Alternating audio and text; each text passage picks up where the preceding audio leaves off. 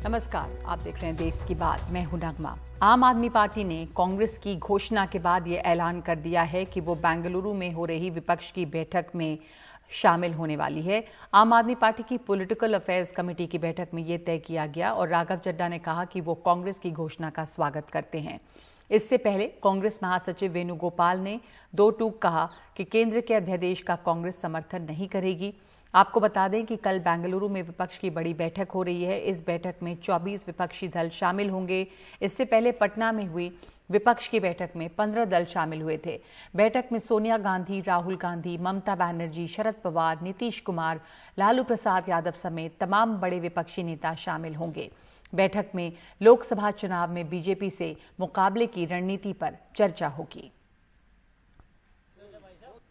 तृणमूल कांग्रेस से लेकर आरजेडी तक, जेडीयू से लेकर डीएमके तक, बीआरएस से लेकर एनसीपी तक, समाजवादी पार्टी से लेकर उद्धव ठाकरे की शिवसेना तक, सीपीआई, सीपीएम, झारखंड मुक्ति मोर्चा, ये तमाम बड़ी पार्टियों ने अरविंद केजरीवाल जी के आह्वान पे इस राष्ट्र विरोधी दिल्ली अध्यादेश के विरोध में अपनी आवाज बुलंद करी और संसद के भीतर इस कानून को हराने के लिए अपने योगदान की बात रखी। इसी श्रृंखला में आज कांग्रेस पार्टी ने भी अपनी पोजीशन क्लियर करते हुए इस दिल्ली के अध्यादेश के खिलाफ अपना स्टैंड क्लियर किया है और विरोध दर्ज कराया है। हम कांग्रेस पार्टी की इस अनाउंसमेंट का स्वागत करते हैं, वेलकम करते हैं। इसी के साथ साथ मैं ये कहना चाहूंगा कि 17-18 जुलाई को होने जा रही लाइक माइंडेड पार्टीज की बेंगलुरु में जो बैठक है, उसमें आम आदमी पार्टी आदरणीय अरविंद केजरीवाल जी की अध्यक्षता में हिस्सा लेगी और इस बैठक में अपनी बात रखेगी। हमारा मत हमेशा स्पष्ट था। संघीय ढांचे पर कभी भी कहीं भी कोई हमला हो, वो तमिलनाडु में हो, वो बंगाल में हो या वो दिल्ली में हो, हम उसके खिलाफ हैं।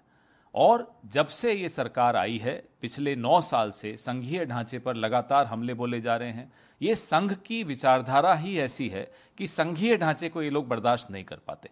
राज्यों के अपने अधिकार क्षेत्र होते हैं, उन अधिकार क्षेत्रों पर लगातार हमला मोदी सरकार करती आई है। तो उसी कल भी हमारी बैठक हुई। उसी सिलसिले में दिल्ली का जो अध्यादेश केंद्र सरकार लाई है, हम उस अध्यादेश के विरोध में हैं, क्योंकि कांग्रेस पार्टी सदैव संघीय ढांचे की रक्षा करती आई है।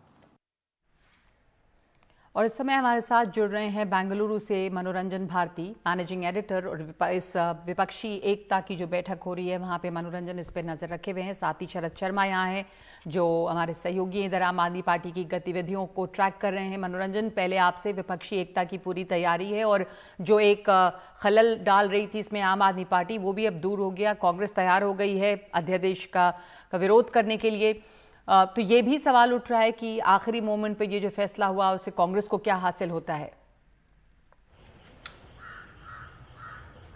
देखिए, निश्चित रूप से कांग्रेस ने राहत की सांस ली होगी। कांग्रेस नहीं चाहती होगी कि कोई भी एन मौके पर ये मना कर दे कि हम इस मीटिंग में नहीं आएंगे। नगमा, मैं बता दूं, मैं वहीं पे हूं जहां पर कल से ये मीटिंग शुरू होने वाली है और यहां पर जो है कल सुबह से नेताओं का आने का सिलसिला शुरू होगा। कल 6 बजे से लेकर 8 बजे तक एक मीटिंग है यहाँ पर। उसके बाद एक डिनर जो है वो सोनिया गांधी देंगी सभी विपक्ष के नेताओं को। अब जो है सबसे बड़ी बात यह है कि सोनिया गांधी की एंट्री हो चुकी है। बिहार में आपको मालूम होगा पटना की मीटिंग में वो नहीं थी। सोनिया गांधी के एंट्री होने से कई इसके मतलब निकाले जा रहे हैं। इसका एक मतलब निकाला जा रहा है कि क्या सोनिया गांधी के आने से कांग्रेस की दावेदारी और मजबूत होगी जो विपक्ष के इस मोर्चे को लीड करने के लिए, क्योंकि पहले भी यूपीए था और सोनिया गांधी ने सफलतापूर्वक जो है यूपीए 2 टर्म चलाया था। सोनिया गांधी का आने का ये भी मतलब है कि उनके जो संबंध है विपक्षी नेताओं से वो एक अलग दूसरे लेवल पे हैं। कई नेता जो राहुल गांधी को लेकर के शायद उतने कंफर्टेबल नहीं होंगे, वो सोनिया के साथ ज़्यादा कंफर्टेबल महसूस करेंगे। और जो बातें हमें बताई गई कि इस बैठक में कई चीज़ें तय होगी। 2-3 वर्किंग ग्रुप बनाए जाएंगे। एक वर्किंग ग्रुप होगा जो ये तय करेगा कि किस ढंग से अलायंस किया जाए। यदि बंगाल में अलायंस होना है तो कैसे होगा, क्योंकि वहाँ पर स्थानीय लेवल पर कांग्रेस जो है वो उनके खिलाफ चुनाव लड़ती है। यदि इन सारे नेताओं की जो 24 दल के नेता उनकी मीटिंग यदि बुलाई जाए तो रैली कैसे ऑर्गेनाइज की जाएगी, इस पे चर्चा की जाएगी।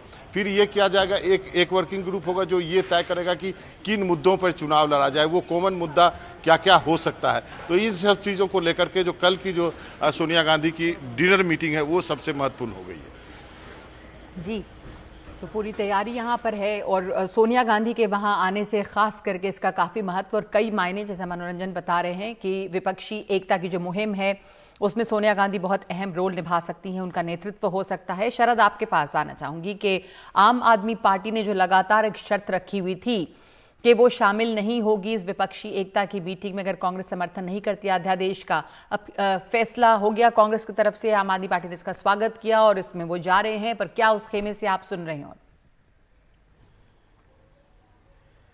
देखिए, कहीं ना कहीं एक तरह का ईगो क्लैश भी हो रहा था दोनों पार्टियों में। संबंध तो दोनों में खराब हैं ही, लेकिन ईगो क्लैश इस बात को भी लेकर हो रहा था कि आम आदमी पार्टी नेताओं का कहना था कि बहुत से नेताओं ने पटना की मीटिंग में यहां तक कहा कि राहुल गांधी और Arvind Kejriwal one on one बैठ लीजिए, आप बात कर लीजिए, चाय पर बैठ लीजिए, चर्चा कर लीजिए, अपने मतभेद जो हैं आप बेहतर तरीके से आपस में सुलझा सकते हैं।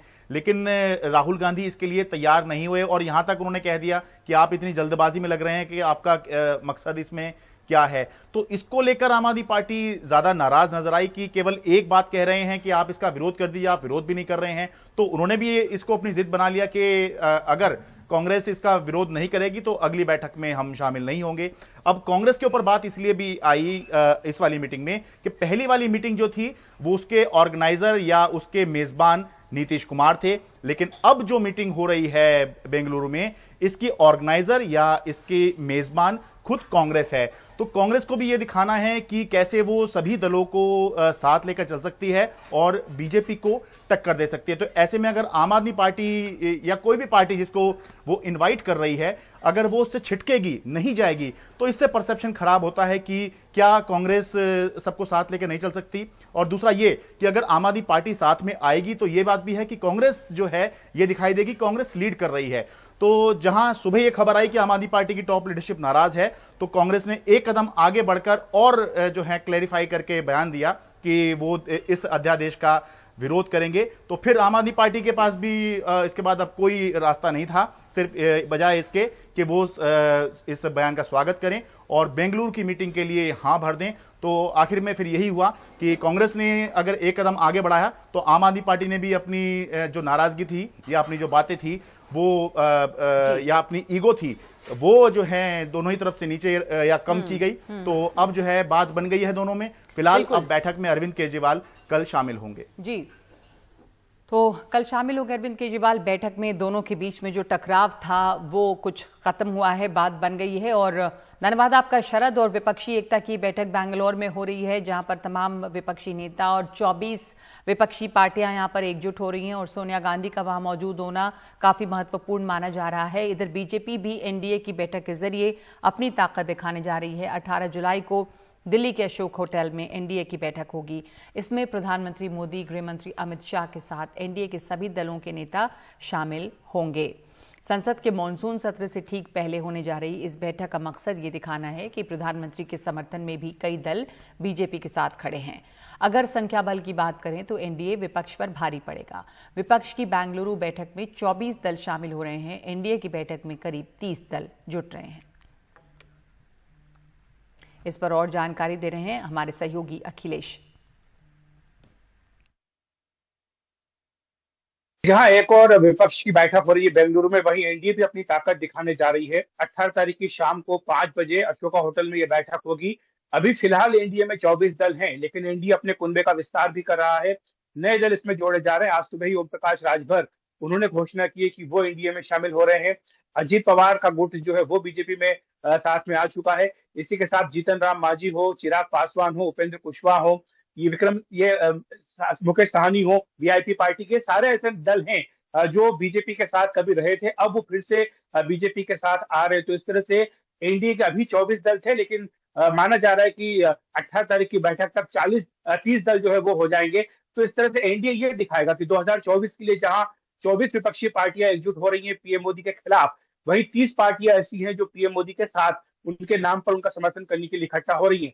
लेकिन महत्वपूर्ण बात यह कि जो आप बात कर रहे थे कि एनडीए कहीं कोई नाम नहीं लेता था, ऐसा नहीं है। देखिए, राष्ट्रपति चुनाव हो, उपराष्ट्रपति चुनाव हो, या हाल ही में आपने देखा हो कि जब नए संसद भवन का उद्घाटन हुआ, उस समय जब विपक्षी पार्टियों ने बहिष्कार किया, तब भी एनडीए ने एकजुट होकर उनके खिलाफ बयान दिया था। तो ऐसे कई मौके हैं जब एनडीए आता है, साथ में इकट्ठा होता है। कई महत्वपूर्ण बिलों पर भी एनडीए जो है वो लोकसभा में, राज्यसभा में साथ देता है। तो एनडीए का अस्तित्व है। बल्कि ये भी कहें कि एनडीए के 25 साल पूरे हो चुके हैं। तो इसी मौके पर पीएम मोदी ने यह कहा भी था कि जो नए साथी उन्हें जोड़ा जाना चाहिए, एनडीए का विस्तार होना चाहिए, और उसी को ध्यान में रखते हुए ये 18 तारीख की बैठक बुलाई गई है। लेकिन इसके पीछे मैसेजिंग बिल्कुल क्लियर है कि जहां एक तरफ 24 दल खिलाफ है, वहीं 30 दल जो है वो साथ है। लेकिन यहाँ पर यह भी स्पष्ट करना जरूरी है कि इनमें कई ऐसे दल भी है जो बहुत छोटे छोटे दल हैं और जिनकी संसद में फिलहाल ताकत नहीं है। लेकिन फिर भी बीजेपी ये कहती है कि छोटे छोटे दल चाहे हो, लेकिन राज्यों में उनकी भूमिका है। क्योंकि 2014 के चुनाव में ये देखा गया है कि जब बीजेपी ने ओबीसी के नाम पर और अन्य जातियों के नाम पर जो इंद्रधनुषी गठबंधन बनाया था, उसका फायदा पार्टी को मिला। तो इस समय एक ब्रेक ले रहे हैं। उधर विपक्षी एकता की बैठक हो रही है, इधर एनडीए अपनी ताकत दिखा रही है। वहां 24 दल हैं, यहाँ पर 30 हैं, तो काफी एकजुटता की कोशिश हो रही है। एक ब्रेक लेते हैं इस समय और लौटेंगे और खबरें देखेंगे दिल्ली के बाढ़ की भी।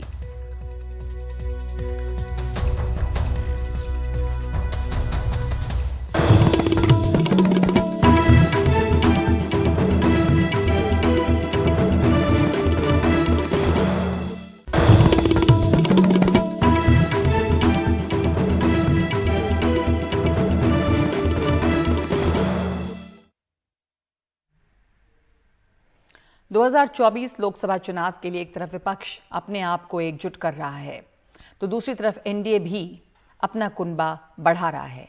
इसी कड़ी में यूपी में सुहेल देव भारतीय समाज पार्टी फिर से एनडीए में शामिल हो गई है। पार्टी के प्रमुख ओम प्रकाश राजभर ने अमित शाह से मुलाकात के बाद ये फैसला लिया है।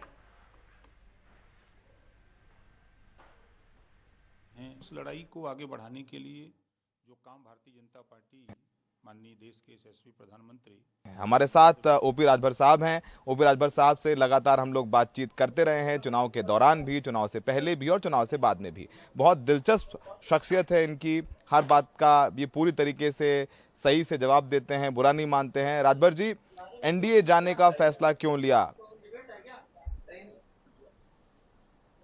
देखिए, देश और प्रदेश गठबंधन से जूझ रहा है। उस स्थिति में हमने देखा कि जो गठबंधन बन रहा था विपक्ष का, उसमें कोई दम नहीं यूपी के लिए। तो ऐसी स्थिति में जो गठबंधन बनाने वाले लोग, न मायावती जी से बात कोई कर रहा था, न हमसे बात कोई कर रहा था, तो यहाँ कोई मतलब नहीं रहा। तो ऐसी स्थिति में परसों माननीय गृह मंत्री जी का फोन आया कि आप कहाँ हो? हम के दिल्ली, लखनऊ हैं। तो कहा दिल्ली आ जाओ। तो हमने कहा ठीक है, आते हैं। मैं चला गया, गए, बातचीत हुई। तो बातचीत से उन्होंने कहा कि आप एनडीए में आइए, आपका स्वागत है। तो हमने कहा कि ठीक है, चलिए हम लोग मिलके चुनाव लड़ा जाए।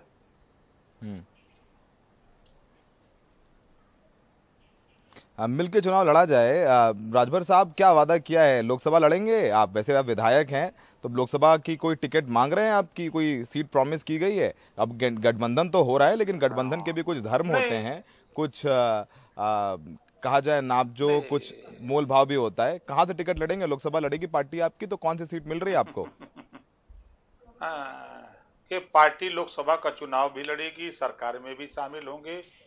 ये सारी बातें 18 तारीख को एनडीए की बैठक है, उस बैठक में माननीय प्रधानमंत्री जी रहेंगे। कुछ बिंदुओं पर 18 को या 19 को बात हो जाएगी, कुछ बिंदुओं पर आगे फिर बैठक करके बात हो जाएगी। मतलब मंत्री तो बन रहे हैं ना राजभर जी? आपकी जनता, जो आपके वोटर्स हैं, सुनने वाले, उनको तो बताइए, राजभर जी, ओपी राजभर जी मंत्री बन रहे हैं कि नहीं बन रहे हैं? मंत्रालय कौन सा मिल रहा है वो तो बाद में देख लेंगे, लेकिन यूपी सरकार में मंत्री तो बन रहे हैं ना? वो तो तय हो गया लगभग। 18 तारीख को तय हो जाएगा, बता देंगे आपको। आपके माध्यम से जनता को भी जानकारी हो जाएगी। चलिए राजभर जी, आपसे हमेशा की तरह बात करके बड़ा मजा आया, और आप हर सवाल का जवाब देते हैं, और ऐसे ही जवाब देते रहिए। और आपकी अब तो फैसला जनता को करना है कि आपके इस अलायंस को जनता स्वीकार करती है या नहीं करती है। हमसे बात करने के लिए राजभर जी बहुत बहुत शुक्रिया। महाराष्ट्र के डिप्टी सीएम अजीत पवार आज अपने चाचा शरद पवार से मिले और ये मुलाकात यशवंतराव चव्हाण सेंटर में हुई। इस दौरान अजीत पवार गुट के सारे मंत्री भी साथ में थे। शरद पवार समर्थक नेता भी थे। इस मुलाकात के वक्त मौजूद रहे सब और कल से महाराष्ट्र विधानसभा का मानसून सत्र भी शुरू हो रहा है। ऐसे में इस मुलाकात को लेकर कई तरह की सियासी अटकलें शुरू हो गई हैं। हालांकि अजीत पवार गुट की तरफ से प्रफुल्ल पटेल ने मीडिया को बताया है कि इस मुलाकात की कोई भी सियासी मतलब नहीं निकालना चाहिए। हम लोग शरद पवार से आशीर्वाद लेने आए थे। हमने शरद पवार से ये आग्रह किया है कि वो पार्टी को एक रखें। आज यहाँ पर आदरणीय शरद पवार साहब मौजूद हैं, ऐसा हमको मालूमात मिली, तो हम श्री अजीत पवार साहब के बंगले पर बैठे थे। तो जैसे ही हमें समझा कि यहाँ पर साहब बैठे हैं, तो हम सब लोग यहाँ पर बिना पवार साहब को सूचित किए हुए यहाँ पहुँचे। आदरणीय शरद पवार साहब के हम सब लोगों ने प्रणाम करते हुए आशीर्वाद उनसे मांगे और उनसे विनती भी की कि उन्होंने हम सब लोगों की जो एक इच्छा है कि राष्ट्रवादी कांग्रेस पार्टी एक साथ रहे और मजबूती से आगे काम करे, इसके लिए हमने विनती की और साहब को ये भी कहा कि आप इस दिशा में अवश्य विचार करें। आदरणीय पवार साहब ने किसी भी प्रकार की प्रतिक्रिया नहीं दी। विधानमंडल के मॉनसून सत्र की पूर्व संध्या पर सत्ताधारी दल की तरफ से एक चाय पार्टी का आयोजन किया गया है। इस चाय पार्टी में मुख्यमंत्री एकनाथ शिंदे, उप मुख्यमंत्री देवेंद्र फडणवीस, उप मुख्यमंत्री अजीत पवार शामिल हुए और चाय का लुत्फ उठाया, जबकि विपक्ष ने इस चाय पार्टी का बहिष्कार किया।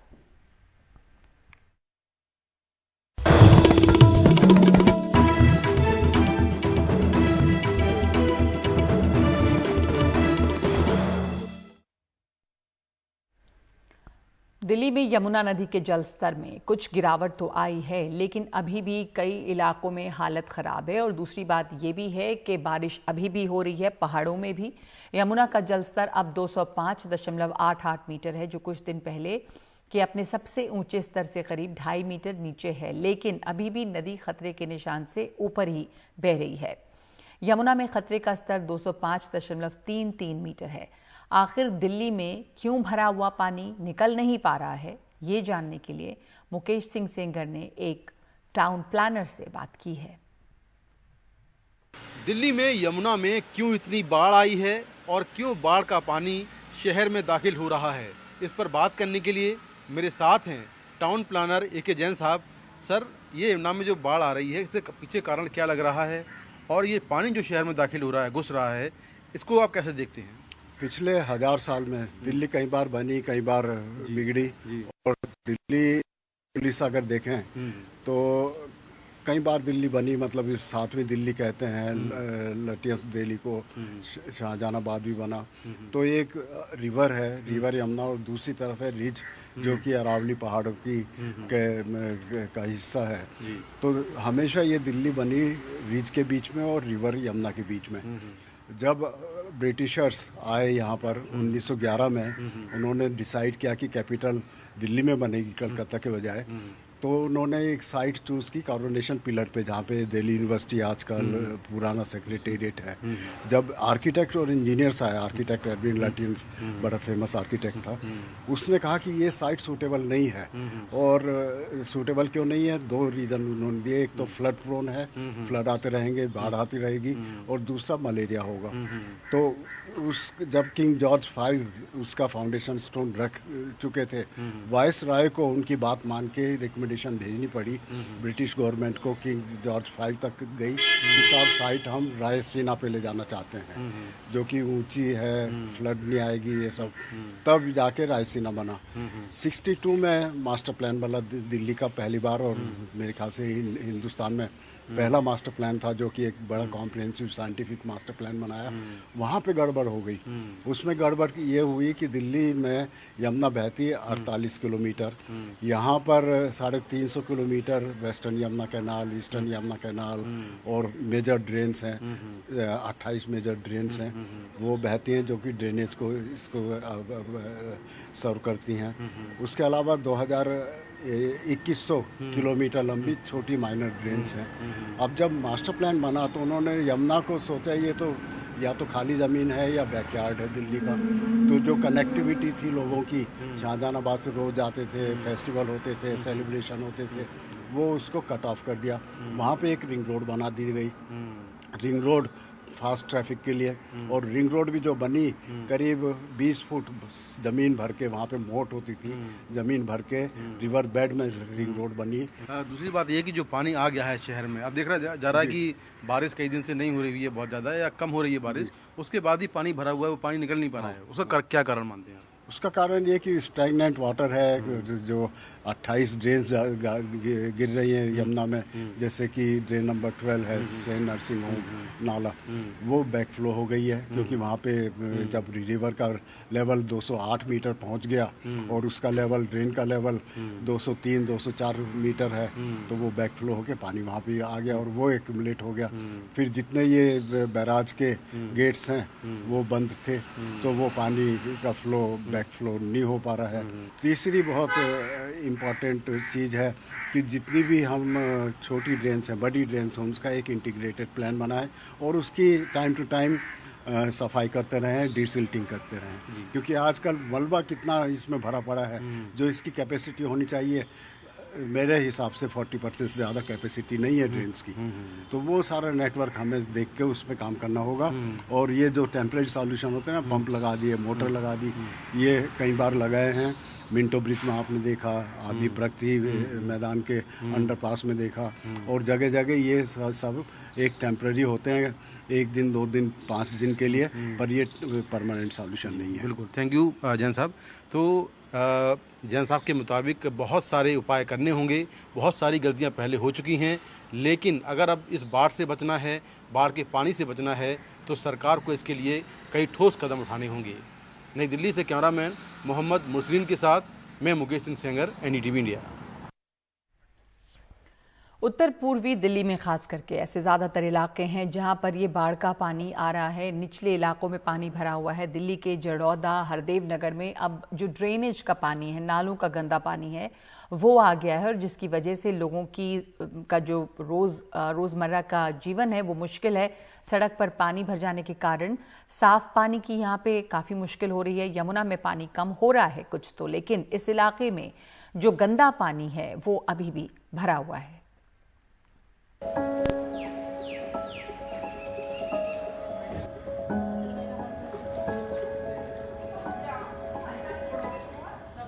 झड़ौदा का हरदेव नगर, यमुना का पानी लोगों के घरों में नाले का पानी बनकर बह रहा है। पिछले 3-4 दिनों से गंदा पानी आ रहा है, लेकिन खबर लेने वाला कोई नहीं है। ये आपके घर में कब से पानी घुसा है? इसमें 4 दिन हो गए सर, मजदूरी करते हैं, लकड़ी भी नहीं ला पा रहे हम तो बाहर से। अंदर चल के देख सकते हैं आप लोग, हमारी हकीकत देख सकते हैं, मांग मांग के खा रहे हैं, बेलदारी का काम करते हैं। पानी होनी भी नहीं है, कुछ भी नहीं है, कुछ भी नहीं है, चल के देख लो, आप सामने खड़े तो हो। आज 4 दिन हो गए सर, 4 दिन गटर के पानी बैक मारना शुरू हो गया है, और पीछे इसकी निरंकारी ग्राउंड है, उसका पानी फ्लो हो ही जा रहा है, उसका फ्लॉप होके सारा पानी यहाँ आ ही जा रहा है, और उससे क्या हो रहा है, सारा गटर बैक होते जा रहे हैं। आज 5 दिन हो गए, मेरी गाड़ी आधी डूब गई है, हमारी पार्किंग में पानी आ चुका है, मेरी क्या सभी के घरों में पानी में पार्किंग में पानी आ चुका है। गंदा पानी गलियों और घरों में आ जाने से बीमारियों का खतरा बढ़ गया है। कुछ लोगों के घरों में सांप भी आ रहे हैं। ये कब से पानी आपके घर के सामने भरा हुआ है? ये 5वां दिन है आज। 5वां दिन? हाँ, इतनी गंदगी है, इतने स्नेक है, बाहर भी नहीं निकल सकते, ना कोई दूध ना पानी, राशन पानी इतना तो है नहीं जो अंदर ही भर के रखा है, स्टोर थोड़ा किया हुआ है। ये नाले का पानी पूरा आ रहा है आपके यहाँ घरों पे? नाले का है ना, निकासी है, कोई आता भी नहीं है इधर देखने। क्या समस्या आ रही है? समस्या यही है, बदबू बहुत उठ रही है यहाँ पर, मच्छर बहुत है यहाँ पर, रहना मुश्किल हो गया है। पानी की व्यवस्था नहीं है, पीने का पानी की व्यवस्था नहीं है, पानी नहीं मिल रहा, खाने पीने की सुविधा हो रही है हम लोगों को, बहुत परेशानी हो रही है जी। आपके घर में भी पानी घुस गया है? पानी घुस गया और सब परेशान, सारी रात नहीं सोए, सामान भी खत्म हो रहा है, नाले का पानी सांप निकल रहे, पूरी रात हो गई जगते जगते। अच्छा, अभी आप लोग कहाँ जा रहे हैं? रिश्तेदारों के जा रहे हैं। बावजूद इसके अभी तक प्रशासन यहाँ के लोगों की परेशानियों को दूर करने के लिए कोई कदम नहीं उठा रहा है। पानी की भी है, पानी बंद है, इस समय पानी नहीं आ रहा 2 दिन से। और दूसरी बात है, यहाँ से बाहर भी मार्केट दूर है, आदमी सामान लेने कैसे जाए, पानी 5-5 फुट गहरा भरा पड़ा है, पानी का आवागमन बिल्कुल वहाँ से ठप है, आदमी वहाँ से निकल नहीं सकता, इतनी बुरी कंडीशन में है। प्रशासन ने यहाँ पे आके देखा भी नहीं है, ना कोई आया ना कोई गया है, ना किसी के घर में यहाँ आके पूछा। लोगों के घरों में सांप घुस रहे हैं नीचे के मकानों में, बहुत बुरी हालत है। हरदेव नगर में पिछले 3 दिनों से लोगों को मुसीबतों का सामना करना पड़ रहा है। यहाँ नालों का पानी बहने की वजह से लोगों के घरों में साफ पानी आना बंद हो गया, वहीं कुछ लोगों को खाने की भी समस्याएं हो रही हैं। लोगों का कहना है कि इस गंदे पानी की वजह से उन्हें कई तरह की बीमारियां भी हैं। कुछ लोग यहाँ अभी टेम्पररी घर छोड़कर जा रहे हैं। वहीं लोगों का कहना है कि प्रशासन और MCD इस पूरे इलाके पर ध्यान नहीं दे रहा है। मैं अश्विनी कुमार सिंह, NDTV इंडिया के लिए।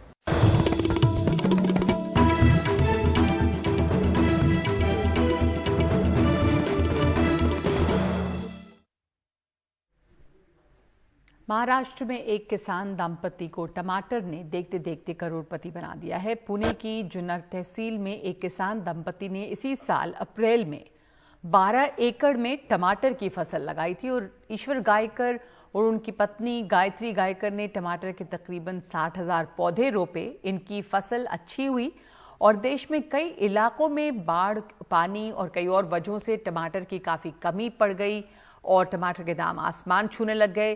तो अब 15,000 क्रेट टमाटर बेचकर इन्होंने 2 करोड़ 30 लाख रुपए की कमाई की है। 6 से 7,000 क्रेट टमाटर अभी भी इनके खेतों में बाकी हैं।